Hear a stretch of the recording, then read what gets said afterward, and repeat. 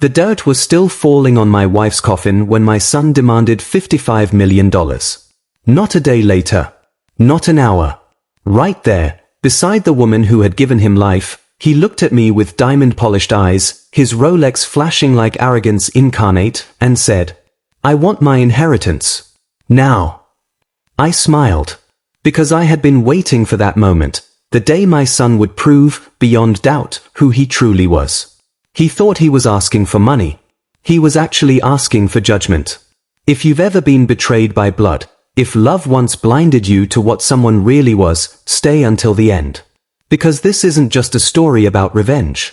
It's a story about the silence before the reckoning. Grief doesn't always come when someone dies. Sometimes, it starts long before the funeral.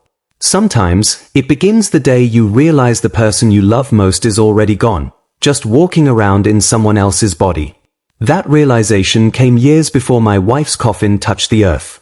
It began quietly, like a crack in glass. My son, Ethan, had once been the kind of boy who used to run through the house laughing, barefoot, with his mother's scarf tied around his shoulders like a cape. His laughter filled every corner of our home. He had her smile, her curiosity, and for a while, I thought, maybe that was enough to keep the light alive in him. But somewhere between the first taste of success and the first lie he told without guilt, something shifted. It started small. Missed calls. Excuses for not visiting. The way he rolled his eyes when his mother asked about his life.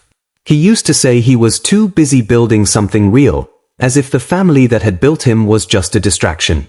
The first time his mother's illness was mentioned, he called it an overreaction. I still remember the day she told him about her diagnosis, her voice trembling as she tried to soften it for him. "It's stage 2, she said. "The doctors think we caught it early." He didn't even look up from his phone. "You'll be fine, Mom.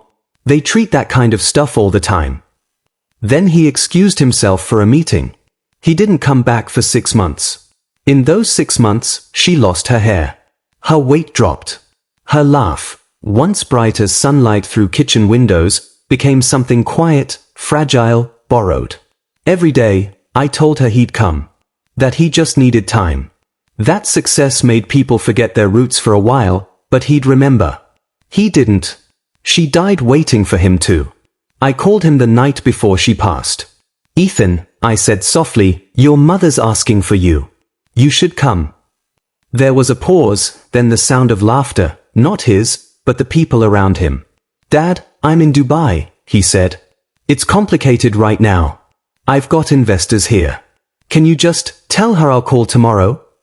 "She may not have a tomorrow," I said.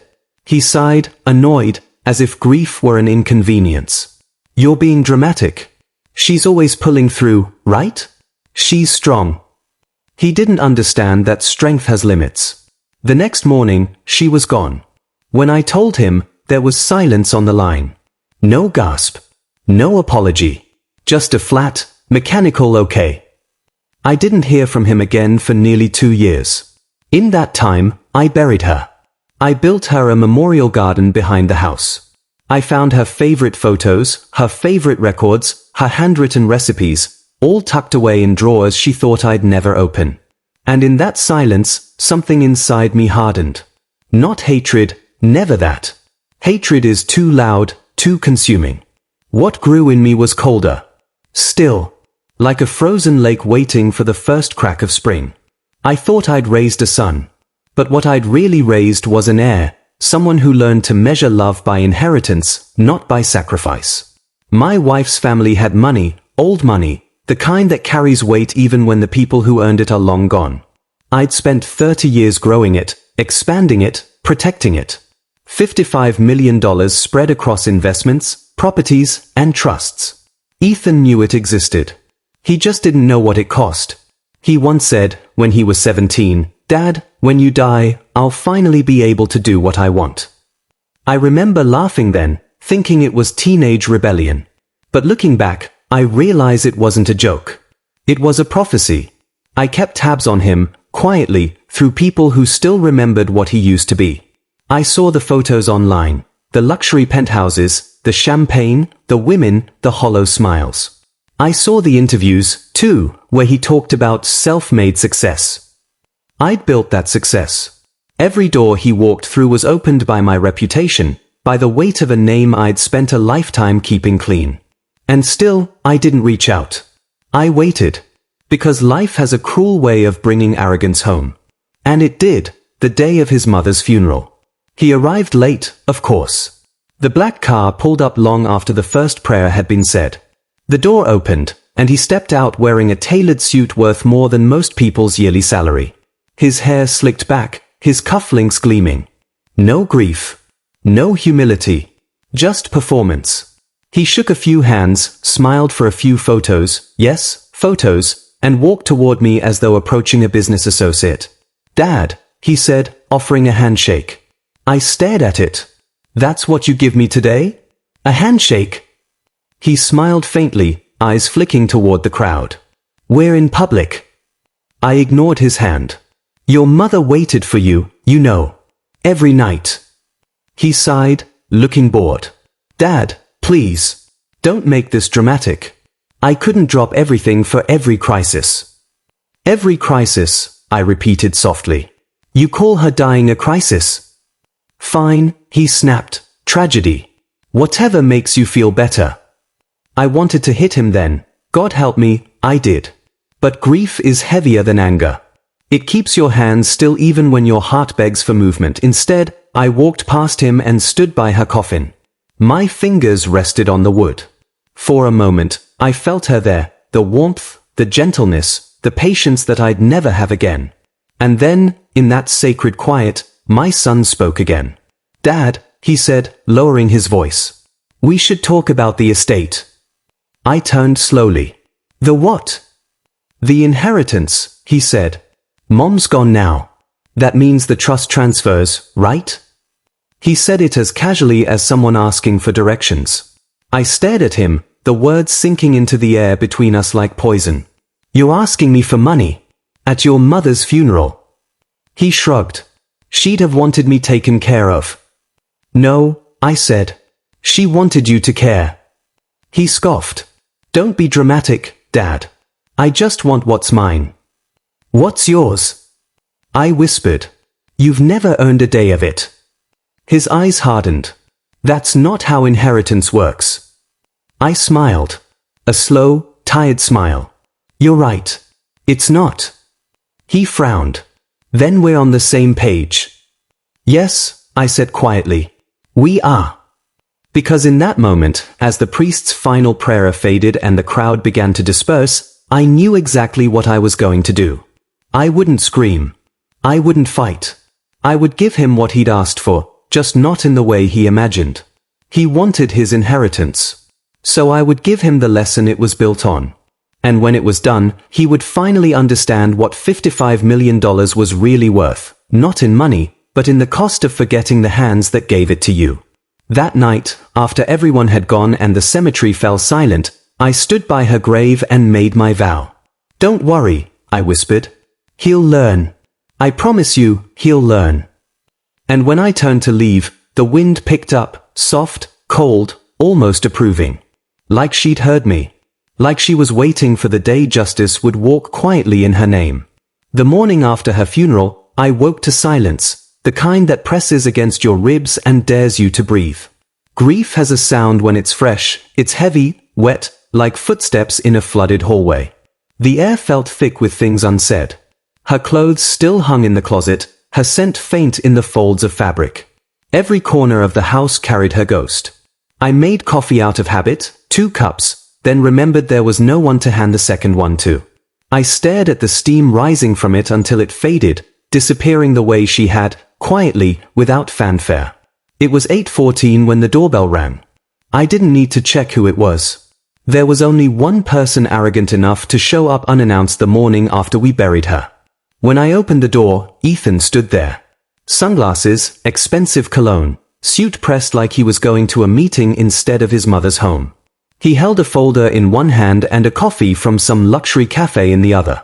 "Morning, Dad," he said, as if it were any other day. I didn't move. "You shouldn't be here." He smiled faintly. "I wanted to talk." "About your mother?" He hesitated, just long enough for the truth to show. About the estate. I closed my eyes. Of course. He walked past me like he owned the place, dropping his coffee on the counter, flipping open his folder. I've been reviewing some things with my lawyer. Mom's share of the estate should have transferred to me. That's what the will said, right? I stared at him, not in anger, but disbelief. You're really doing this now? Dad, grief doesn't stop the world from moving, he said, flipping through documents like an accountant balancing a ledger. You always told me to be practical. Practical? I repeated softly. She's been gone 2 days. And I'm not trying to be insensitive, but this is important. I laughed, a dry, broken sound. Important, I said. You weren't here when she asked for you. You weren't here when she forgot her own name. You weren't here when she begged me not to tell you how much it hurt. He bristled. I was working. I have responsibilities. You had a mother, I said, and you traded her for meetings and flights. He slammed his hand on the table. Stop trying to guilt me. You think I don't feel bad? No, I said quietly. I think you don't feel anything at all. He looked away, jaw tight. This isn't fair. You've always judged me. I've never judged you, I said. I just watched you become everything your mother prayed you wouldn't. That stung him. I saw it, the flicker of something human, the crack in the mask. But it vanished as quickly as it came. He took a breath. Look, I don't want to fight. Just give me what's mine and we can both move on. What's yours? I repeated. You keep saying that. Tell me, Ethan, what part of $55 million do you think you've earned? I'm your son. That's not an achievement. He clenched his fists. You think I don't deserve it because I didn't struggle like you did? No, I said. I think you don't deserve it because you stopped loving the people who made sure you never had to. He scoffed, pacing. You're unbelievable. You think money's about morality. It's not. It's about power, legacy, survival. Your mother survived without wealth, I said. And she was stronger than you'll ever be. Then let her legacy survive through me, he snapped. I smiled. You already killed her legacy when you turned your back on it. That silence that followed was sharp enough to bleed. Then he said the words that sealed his fate. Dad, if you don't transfer my inheritance by next week, I'll get the courts involved. I stared at him. You'd take your own father to court? He shrugged. It's not personal. It's business. I stepped closer, the kind of calm that only comes when anger burns itself clean. Then let me make this personal for you, I said. If you file that case, I'll make sure you regret it. He laughed, short and dismissive. What are you going to do, disinherit me? I didn't answer. He took my silence as weakness. You wouldn't. You're too sentimental. That's always been your flaw. He gathered his papers, turned to leave, and said over his shoulder, You'll come around. You always do. And then he was gone. The house felt smaller after he left, like it was holding its breath. I sat in the chair by the window, the same chair where my wife used to read, and watched the sun crawl up the walls. I thought of her last words, whispered in the half-light of a hospital room. Don't let him destroy you. At the time, I thought she meant emotionally. Now, I realized she'd meant something else. Don't let him destroy what you built. I poured myself a drink I didn't even want and walked to the study. The computer hummed to life. If Ethan wanted a war over inheritance, he would get one. But it wouldn't be the kind fought with lawyers or signatures. It would be one fought with truth, a kind of justice no courtroom could reverse. I opened my wife's trust documents, the financial ledgers, the charities she'd supported in her final years. I spent the entire night reading, remembering, rebuilding the plan she and I once dreamed of, a foundation in her name, dedicated to cancer treatment for families who couldn't afford it. We'd put it on hold when her health declined. But she'd never stopped believing it would happen someday. Maybe that someday was now. By morning, I'd made my decision. Every cent, every stock, every property, every bond, would go into that foundation. Nothing to Ethan. Not a dime. I called my lawyer, a man I'd known for 30 years. "Draw up the papers," I said. "Transfer everything." He hesitated. "All of it? All of it?" He sighed. "You realize what this means. He'll come after you. He already has. You'll make an enemy out of your own son." I looked out the window, at the sunlight filtering through her garden. He stopped being my son the day he put a price on her grave. The lawyer said nothing after that. Just a quiet, "I'll handle it." When I hung up, the weight on my chest lifted. Not joy, not satisfaction, just clarity. For years, I had believed forgiveness was strength. I'd forgiven his arrogance, his cruelty, his absence. But forgiveness isn't strength when it enables rot. Sometimes the strongest thing a man can do is stop saving the people who enjoy watching him drown.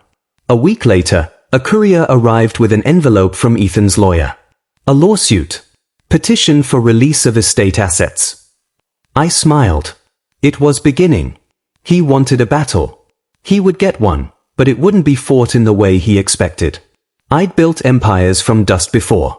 This time, I'd build justice from ashes. He thought money was power. But he was about to learn that legacy, when forged by love, not greed, is unbreakable. And by the time I was done, Ethan wouldn't just lose his inheritance. He would lose the illusion that he'd ever been rich to begin with. The night after the lawsuit arrived, the house was dark except for the soft hum of the old desk lamp in my study. Outside, rain fell in steady sheets, tapping against the windows like an impatient ghost. I sat alone, surrounded by ledgers, trust papers, bank statements, and memories that refused to die. A week later, a courier arrived with an envelope from Ethan's lawyer. A lawsuit. Petition for release of estate assets. I smiled. It was beginning. He wanted a battle. He would get one, but it wouldn't be fought in the way he expected. I'd built empires from dust before. This time, I'd build justice from ashes. He thought money was power. But he was about to learn that legacy, when forged by love, not greed, is unbreakable. And by the time I was done, Ethan wouldn't just lose his inheritance. He would lose the illusion that he'd ever been rich to begin with. The night after the lawsuit arrived, the house was dark except for the soft hum of the old desk lamp in my study. Outside, rain fell in steady sheets, tapping against the windows like an impatient ghost. I sat alone, surrounded by ledgers, trust papers, bank statements, and memories that refused to die. Ethan's lawyer had given me 10 days to comply. 10 days to hand him everything his mother and I had spent a lifetime building. 10 days to bow to the greed of my own blood. But I had no intention of complying. I had 10 days to do something much better. For 30 years, I'd built wealth the slow way, through quiet patience, smart investments, and an instinct for timing. I'd watched men destroy themselves chasing fast money, the kind that burns as quickly as it shines. I never wanted Ethan to be one of them. But I'd raised him in comfort, given him everything too easily, and in doing so, I'd built a prince who believed the kingdom was his birthright. Now, I'd show him what a king does when his heir turns into a thief. I started with her, with my wife. Every plan I made began and ended with her memory. I pulled open the drawer where I'd kept her old letters. The last one she'd ever written to me was dated 2 months before she passed. "Promise me," she had written, "that you won't let him take what was meant to help others. Money dies in the wrong hands. Let it breathe in the right ones." So I promised her again, out loud this time, the rain drowning my voice. I won't let him touch it. The next morning, I called my attorney. "We're moving everything into the foundation. Not in a week. Not in a month. Now." He hesitated. "You're aware, once you transfer these assets, you can't undo it." "That's the point. Your son will contest it. He can try." By noon, I was in my lawyer's downtown office, watching as he drew up the paperwork. The foundation would bear her name, the Margaret Hale Cancer Initiative. A name that meant compassion to the world, and guilt to the son who had ignored her dying call. Every signature I penned felt like a small exorcism. I was freeing her memory from the clutches of greed. The mansion, the cars, the accounts, all of it would now fund treatment centers, research programs, and family grants. It took 3 days. 3 sleepless, methodical days. When it was done, I had nothing left in my own name but the house and an old sedan. $55 million, gone from my hands, but preserved in something incorruptible. The morning after the transfer cleared, I received a call from my lawyer. "It's done," he said. "He can't touch a cent." I leaned back in my chair, closed my eyes, and felt the first true peace I'd known since the day she died. Of course, peace never lasts long when someone like Ethan feels cornered. He called that afternoon. "Dad, what the hell did you do?" His voice was raw, shaking, stripped of its usual arrogance. "Good afternoon, son," I said evenly. "Don't son me. I just got word from my lawyer. You moved everything into a charity?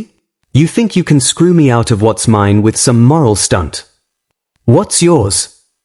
I repeated softly. That word again. "This is insane," he spat. "Mom would never have wanted this."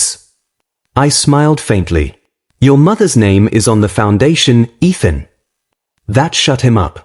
For a moment, all I heard was breathing on the other end of the line, heavy, furious. "You think you're clever," he said finally. "You think you can just humiliate me like this?" "Humiliation requires an audience," I said. "Right now, it's just us." He laughed bitterly. "You're enjoying this, aren't you? Watching me squirm?" "No," I said. "I'm watching you learn." He hung up. That night, I sat by the fire with a glass of bourbon, the documents for the foundation neatly stacked beside me. My lawyer had told me I could hold a public gala to announce it, invite investors, donors, the media. At first, I dismissed the idea. It felt too performative, too loud. But the more I thought about it, the more I realized something. Ethan had always loved audiences. He thrived on validation, on public admiration. Maybe it was time he met that same audience again, but this time, stripped of his mask. I called my lawyer back the next morning. "We're hosting the gala," I said. "Make it grand. Make it impossible to ignore."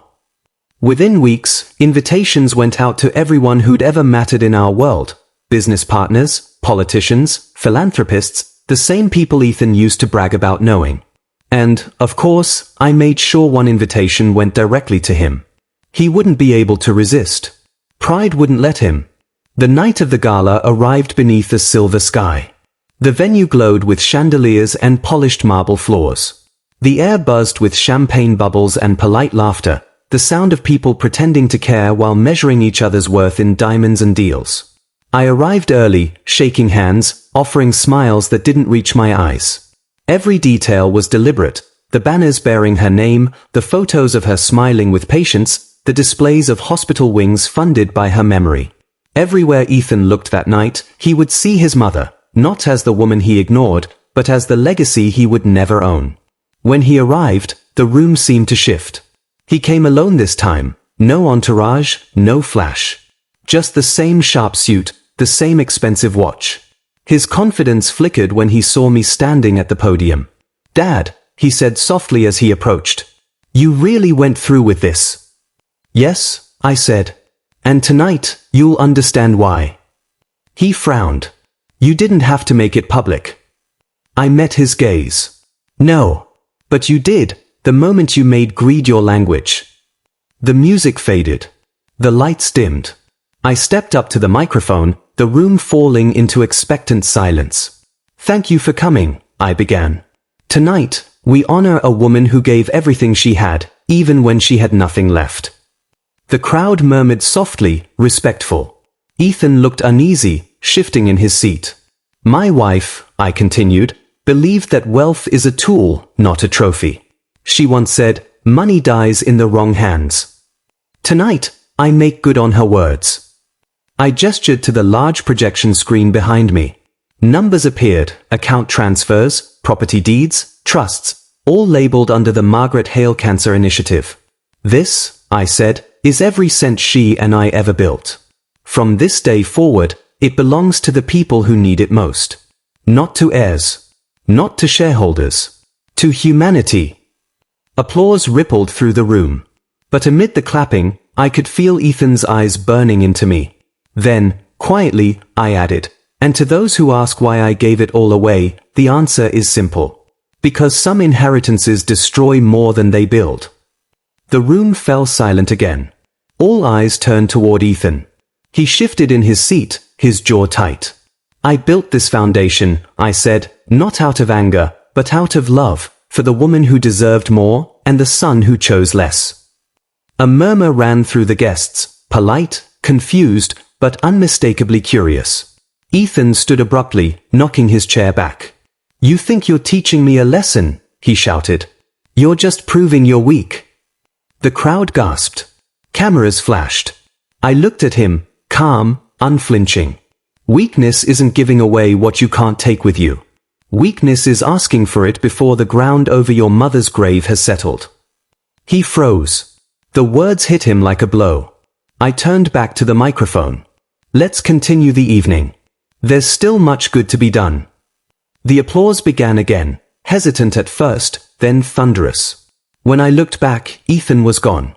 Later, I found his glass of untouched champagne still sitting on the edge of the table, the bubbles gone flat. I stared at it for a long time. Revenge, I realized, doesn't always roar. Sometimes it whispers. Sometimes it stands in a room full of people and lets truth do the speaking.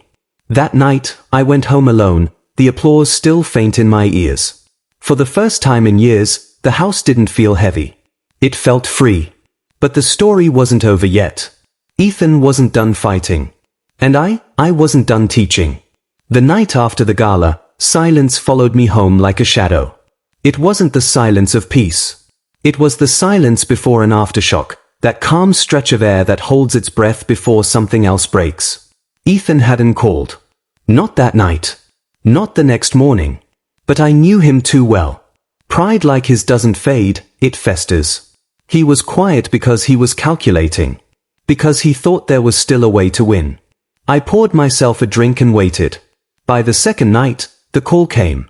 Dad, he said, his voice low and trembling, what you did was public humiliation. No, I said. What you did was private betrayal. I simply brought light to it. You've destroyed my reputation. I only revealed what you built it on. He was silent for a moment, then his tone shifted, not angry now, but almost pleading. We can fix this. You can transfer part of the funds back, maybe say it was temporary, an emotional decision after Mom's death. People will understand. I smiled bitterly. You still think this is about money? Of course it is, he shouted. You think giving it all to charity makes you righteous? It makes you stupid. Do you know how many people are laughing at you right now? Let them laugh, I said softly. They'll stop when the work begins. He sighed heavily. You really don't get it. You've killed our family name. You've killed me. No, I said. You did that when you stopped being her son. The line went dead. For a few weeks, there was quiet. The foundation flourished, donations poured in, hospitals reached out, research teams called. Her name, Margaret Hale, shone brighter than it ever had when she was alive. The world began to remember her not as the socialite's wife or the woman who threw charity luncheons, but as the soul behind a movement. But Ethan, he was unraveling. News travels fast in our world, and faster still when it smells of scandal.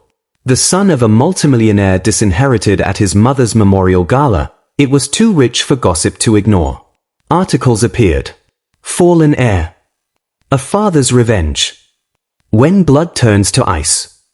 At first, he tried to fight it. His PR team spun stories, he was blindsided, his challenging the legality, the father is unstable from grief. But the internet doesn't forgive. And truth, when planted deep enough, doesn't rot. It roots. Within months, his investors pulled out. Business partners cut ties. The luxury brand he'd started, a tech lifestyle company built on image, lost value overnight. By the end of the fiscal year, it was bankrupt. He had burned through everything he had earned. Still, he didn't stop. He filed another lawsuit, this time to challenge the legality of the foundation transfer. His lawyers argued emotional duress, mental incompetence, manipulative grieving. I attended every hearing. Never spoke. Never looked at him. Just sat there, silent, as my lawyer dismantled his case piece by piece.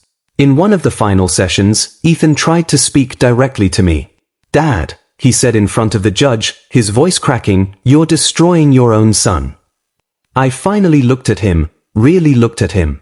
The tailored suit, the tired eyes, the desperation disguised as outrage. "No," I said evenly. "I'm saving the world from the man you became." The courtroom fell quiet. The judge dismissed the case. That day, Ethan walked past me without a glance. But as he brushed by, I caught the faint scent of the cologne his mother had once bought him for Christmas. A scent that now smelled more like decay than memory. Months later, I held another event for the foundation, smaller, more focused this time. A dinner for donors and researchers. I gave a short speech about progress, about the new treatment center opening under her name. The applause was warm, genuine. But as I left the stage, my lawyer approached, whispering, "He's here." I turned. And there he was. Ethan stood at the edge of the crowd, thinner now, shadows under his eyes. His arrogance was gone, replaced by something I hadn't seen in years, fear. I nodded to security to let him through. He walked toward me slowly, his steps heavy. "Dad," he said quietly. "Ethan. I just wanted to talk." "You've had months to talk." He exhaled shakily. "I know. I wanted to see it. What you built." I gestured to the photographs around the room. Smiling patients, doctors in lab coats, construction of new hospital wings. "This is your mother's legacy." He nodded, eyes glistening. "She'd be proud." "She would," I said. "But not of what came before." He swallowed. "I know. I messed up. I cut him off gently. "You didn't mess up, Ethan. Messing up is forgetting an anniversary, missing a phone call. You abandoned her. You abandoned both of us." He closed his eyes. I thought I'd have time to fix it. I looked at him for a long moment. "So did she." He said nothing. Just stood there, motionless, as the sound of quiet chatter filled the room. Finally, he whispered, "Can I help? With the foundation, I mean. Maybe I can." "No," I said, not cruelly, but firmly. "This is sacred ground. You don't get to walk here anymore." His lips trembled. "I'm still your son." "By blood," I said. "Not by behavior." He nodded slowly, tears welling. "I understand." He turned to leave, then paused. "You know, for a long time, I thought you were weak. But you're not. You're just colder than I realized."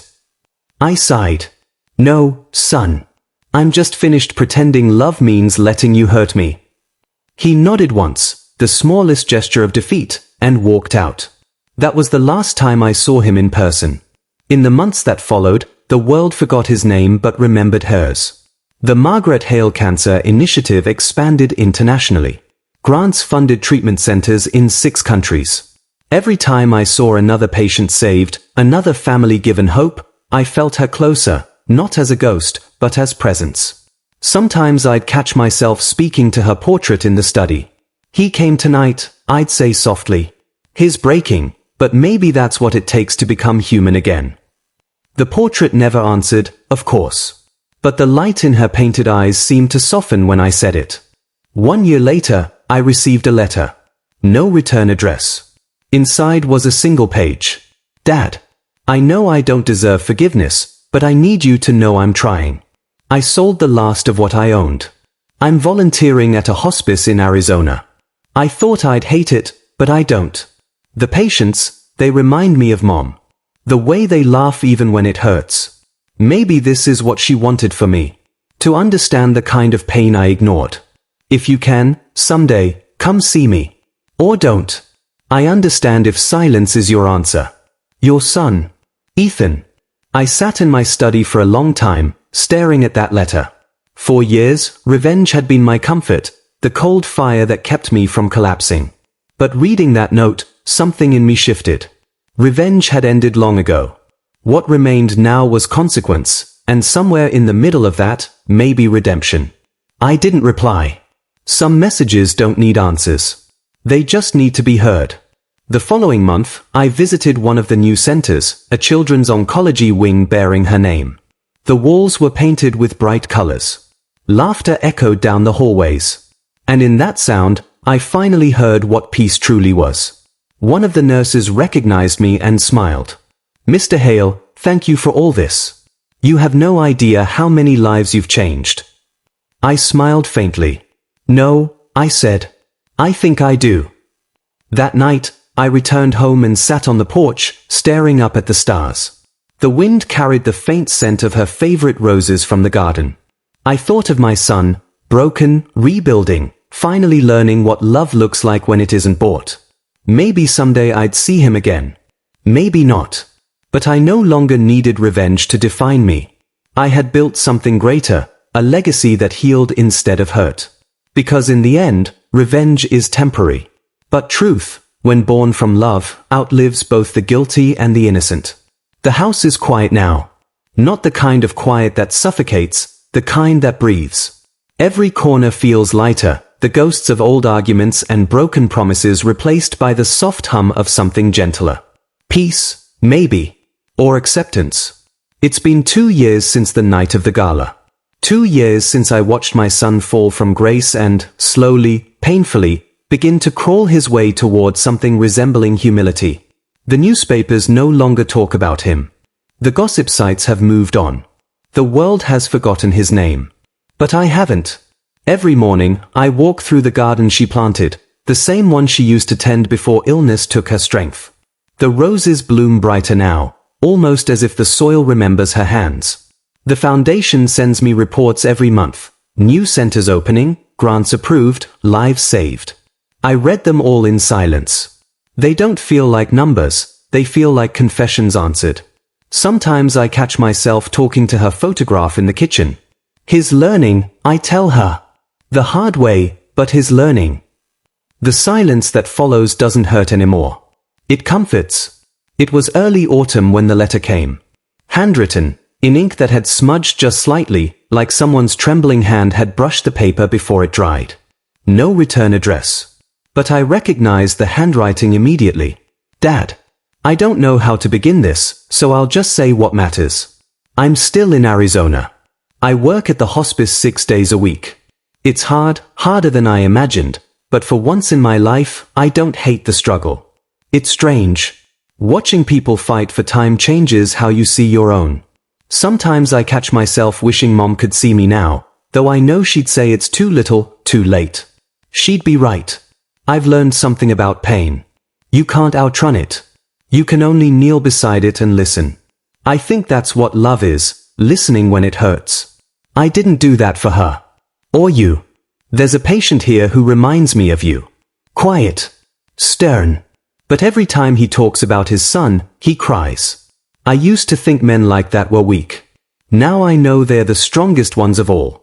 I don't expect forgiveness. I just wanted you to know I'm not the same man who stood over Mom's coffin asking for money. I burned that version of myself. Maybe I had to lose everything to become someone worth saving. Your son, Ethan. I read that letter 3 times, each slower than the last. The words didn't sting, they healed. It wasn't apology or redemption. It was something simpler, understanding. I placed the letter on her old writing desk, beside her favorite vase, and whispered, "He found his way." A few weeks later, I traveled to Arizona. No announcement, no call ahead. I needed to see it for myself, not to forgive, not to punish, but to know. The hospice sat at the edge of a small town, framed by orange deserts and the endless whisper of wind. Inside, the air smelled of antiseptic and lavender. Soft music played somewhere distant. A nurse led me through the hallways, her voice low. "Mr. Hale, he's been here almost 2 years. Never missed a shift. The patients adore him." We stopped at the end of a hallway where sunlight poured through a window. There he was, kneeling beside an old man's bed, holding his hand as the man spoke slowly, every breath an effort. Ethan didn't see me at first. He just nodded, listening, eyes soft, face thinner but peaceful. There was no arrogance left in him. No trace of the man who once measured his worth in applause. When he finally looked up and saw me standing there, he froze. The old man smiled faintly and patted his hand. Go on, son, he whispered. Family's waiting. Ethan stood. His lips parted like he wanted to speak, but no sound came out. Hello, Ethan, I said quietly. Dad, he breathed. You came. I nodded. I had to see. He swallowed hard. I didn't think you'd ever want to. Neither did I. We stood there, a few feet apart, years of distance pressing between us. The nurse passed by softly, giving us the kind of respectful space that grief demands. You look different, I said finally. He smiled faintly. So do you. Happier. I am, I admitted. Your mother would be, too. His eyes filled with tears. I talk to her sometimes. When I'm here. When I'm cleaning the rooms or helping them eat. I tell her I'm sorry. I know, I said. She hears you. He exhaled shakily, and for a long moment, neither of us spoke. The silence between us wasn't sharp anymore. It was soft. Like rain after years of drought. Dad, he whispered, can I come home someday? I looked at him, really looked. The pride was gone. The greed, the anger, the bitterness, all stripped away. What stood before me wasn't a broken man. It was a rebuilt one. Not today, I said. But someday, yes. He nodded, tears slipping down his cheeks. That's enough. I put my hand on his shoulder, the same shoulder I'd once held when teaching him how to tie his shoes, how to drive, how to shake a man's hand. It felt lighter now, steadier. I'm proud of you, I said softly. He broke then, the kind of quiet sob that carries years of guilt and relief all tangled together. I didn't move. I just stood there, letting him fall apart the way I once did. When he finally composed himself, I said, your mother would have liked this place. He smiled through the tears. Yeah, she would have run it better than anyone. We both laughed, the first real laugh we'd shared in more than a decade. I stayed for a while, talking with patients, walking through the halls, watching him work. When I left that evening, the sunset turned the sky blood orange, the kind of color that looks like forgiveness if you stare long enough. Before I got in the car, he called out behind me. Dad! I turned. Thank you. For not giving up on me. I smiled faintly. I did give up. You just didn't. He nodded, wiping his eyes. Goodbye. For now, I said. Months have passed since that day. I still get letters, updates about the hospice, small stories about patients he's helped, lives he's touched. He never asks for money. He never talks about inheritance. Just gratitude. Just life.